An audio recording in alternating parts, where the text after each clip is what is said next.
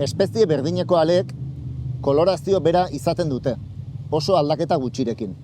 Espezie batzutan, heredagarri eta oso bereizgarriak diren kolorazio patroiak agertzen dituzte, morfotipoak.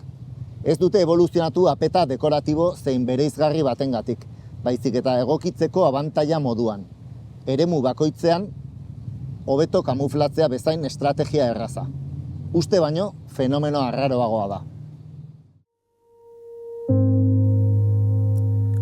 Gure arteko horma sugandila ez dirudi ikusgarria, baina ondo erreparatu ezkero, sabelean kolore edadura bat ezkutatzen dutela ikus dezakezu. Arrak kolore laranja, horia edo zuria agertuz. Zergatik ageri dira kolore deigarri hoiek arren sabelalde ezkutuan? Zertarako balio dute? Sugandilen koloreak elkarren arteko seinaleak dira, espeziaren ugal estrategia desberdinekin lotzen direnak. Zergatik dago estrategia bat baino gehiago? Sugandilen populazioetan 3 estrategia bizirik diraute. Ar laranjak lurraldekoiak dira. Gune bat defendatzen dute eta bertan dauden emeak monopolizatzen saiatzen dira. Horretarako gainerako arrak beldurtu eta kanporatuz. Horretarako balio dio sabeleko kolore laranjak, agresibitate eta testosterona maila adierazteko. Aldiz, ar horiek ez dute lurraldea defendatzen, emeak baizik.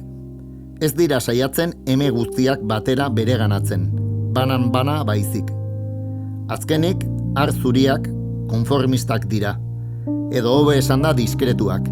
Ez dute borrokatzen, ez lurraldea defendatzen, gutxiago akitzen dira.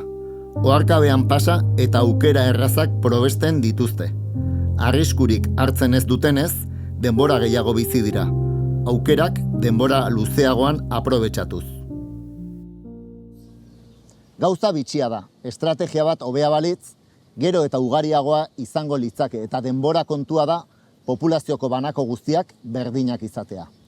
Horrela funtzionatzen du oroar evoluzioak. Beraz, morfotipoen existentzia paradoxia evolutiboa dirudi. Badu azalpen bat.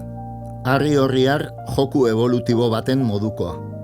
Laranja gehiegi egonik, denbora eta energia asko galtzen dute elkarren artean borrokan. Zuri diskretuak probestuz.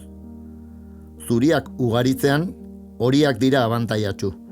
Eraginkorragoak dira eme bakar baten defentsan. Baina hori asko daudenean, oldarkor eta akaparatzaileagoak diren laranjak berriz gailentzen dira. Urrenez urren, morfotipo bakoitza abantaiatsua da batzuetan, baina bat bera ere ez da beti. Horregatik mantentzen da zikloa. Harri-horriar azalpenak baldintza naturaletan funtzionatzen du, baina ez dakigu hirian berdin funtziona dezaken. Donostian, zaila da ale laranja eta horiak ikustea. Halare, koloreen seinaleak ohikoak dira beste espezie batzuetan. Bururatzen zaitu zergatik, egia esan atzean dagoen arrazoiak azal lezake hiri sugandiletan ez egotea.